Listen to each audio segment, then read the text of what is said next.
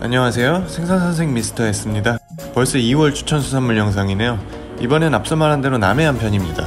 매달 동서 남해안으로 지역을 나눠 가급적 참신한 특산 수산물 위주로 소개를 드리려는데 이번에도 다른 분들과 추천 품목이 많이 겹치네요. 대신 그런 건 그만큼 괜찮은 품목이라는 의미겠죠?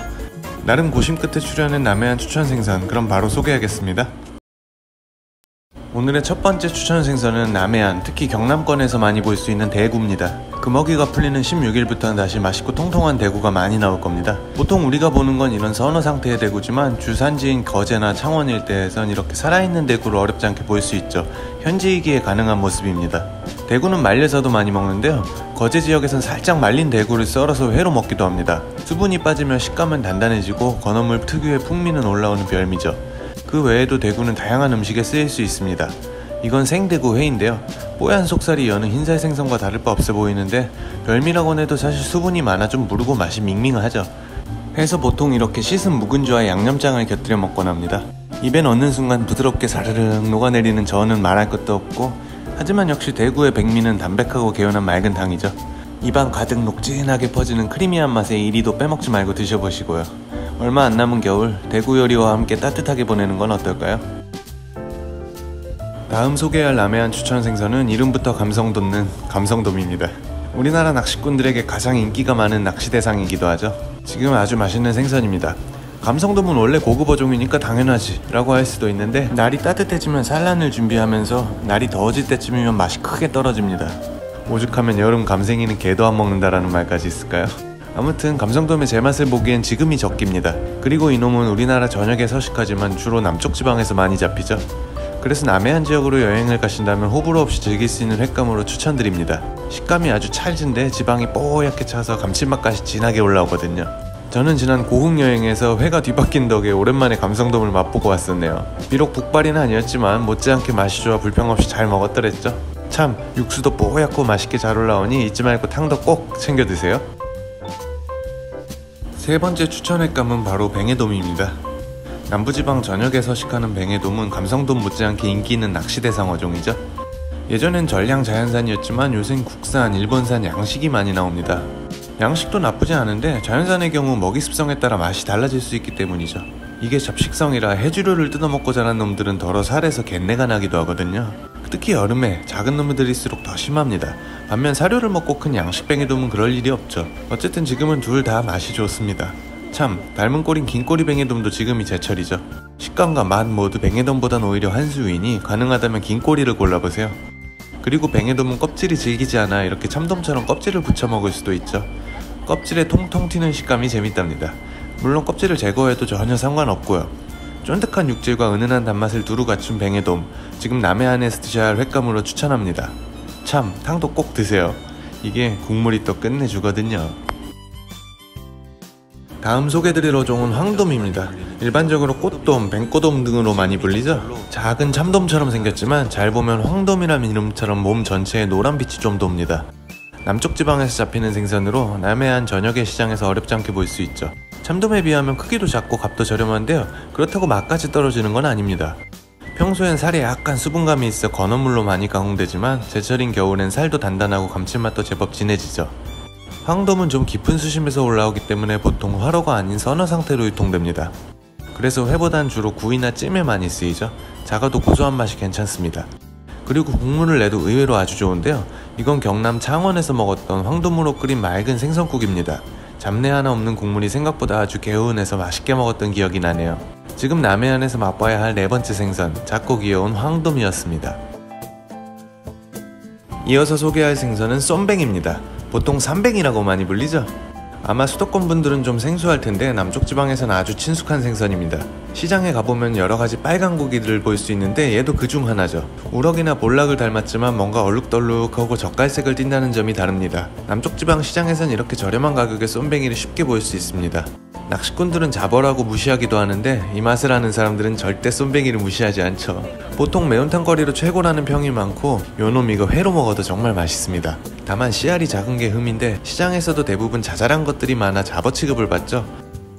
30cm만 넘어도 아주 큰 촉에 속하는 소형종입니다.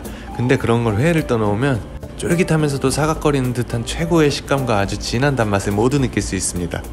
또 회와 탕도 좋지만 사실 구이나 조림까지 뭐 하나 빠지지 않죠. 남해안 지방에서 요 녀석이 보이시거든 한번 드셔보세요. 절대 후회나지 않으실 겁니다. 어쨌든 결론은 쏨뱅이는 맛있다. 다음 소개할 추천 어종은 쏨뱅이를 빼닮은 홍감팽입니다. 사실 심해어종인 홍감팽은 시장에서 쉽게 만날 수 있는 어종이 아닙니다.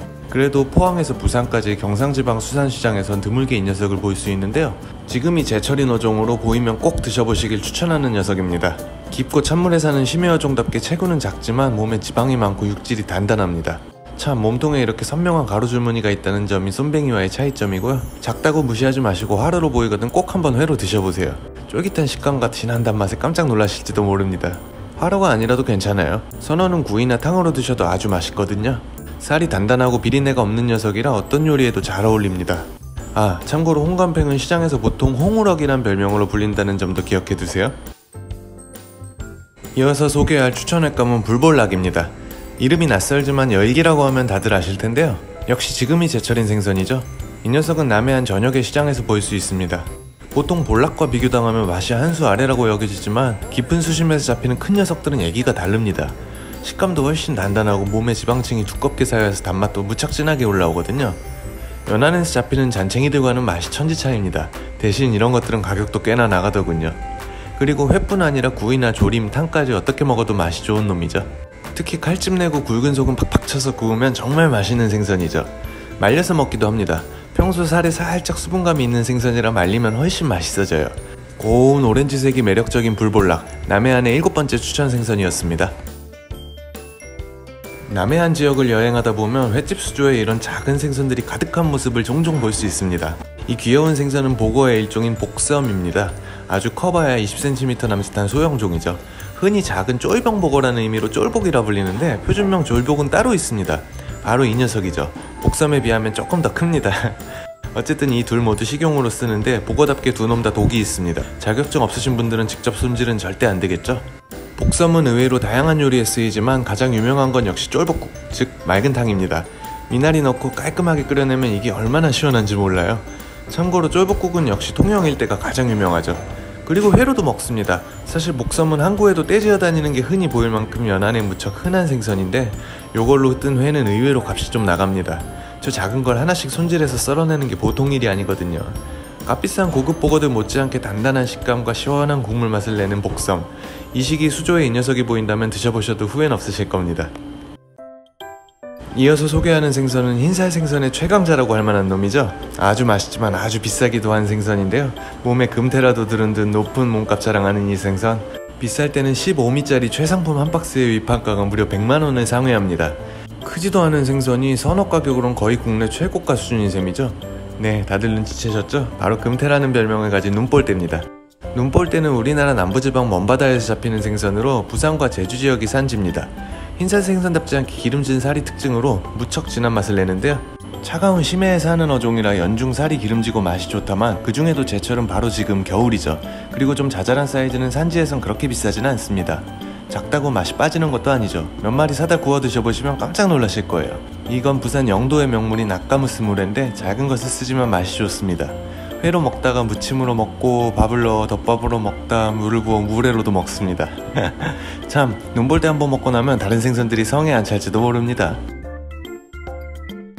다음 추천 생선은 겨울 생선으로 가장 유명한 방어입니다. 요새는 해마다 겨울이면 방어 대란이 일죠. 웬만한 방어 맛집들은 겨울에 웨이팅 없이 먹기도 힘듭니다. 왜 이렇게 인기가 많냐? 역시 맛이 좋기 때문이죠.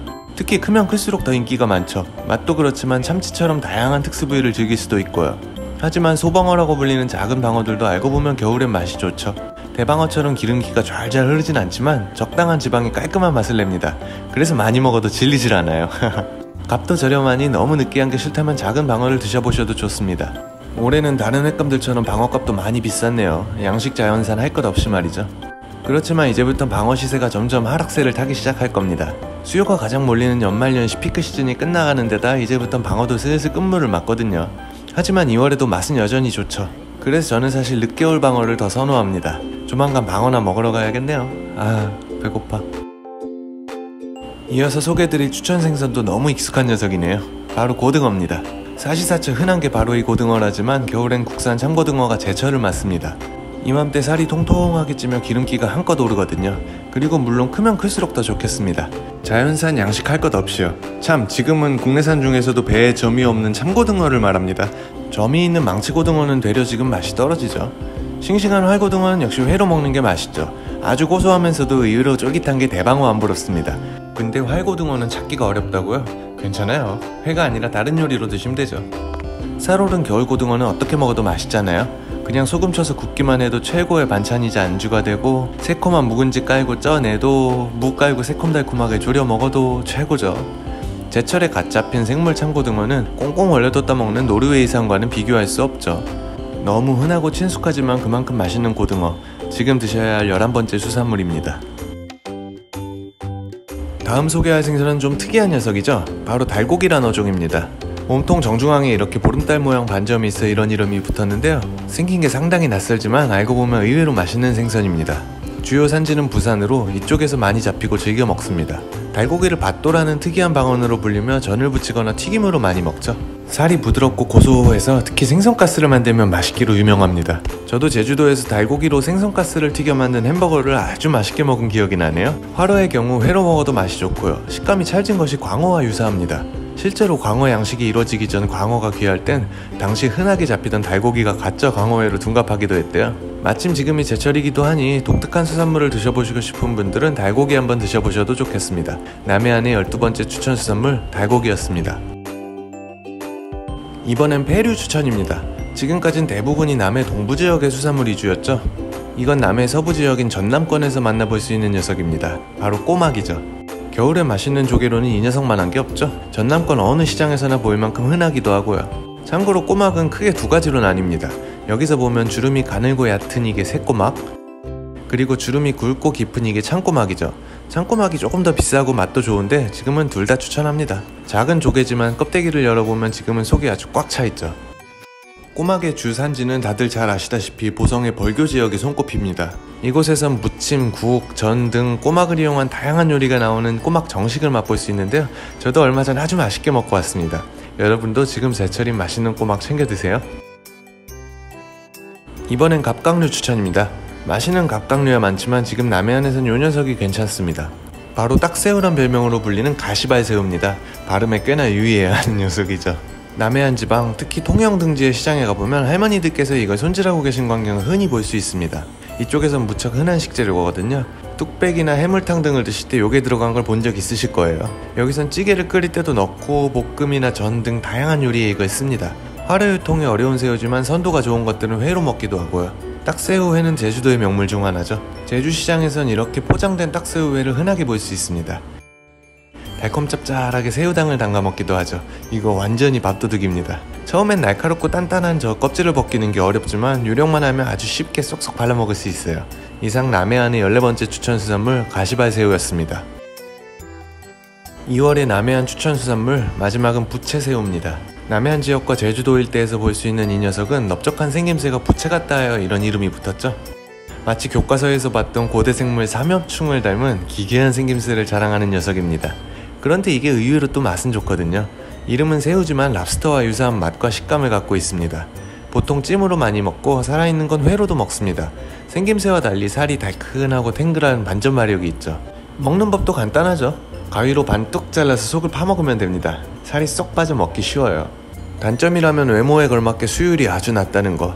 그래도 한 번쯤 아주 독특한 갑각류를 드셔보시겠다는 분들은 요 부채새우 한번 드셔보셔도 괜찮을 것 같네요. 오늘은 이렇게 총 15종의 수산물을 추천드렸습니다. 아직 맛있는 것들이 너무 많죠.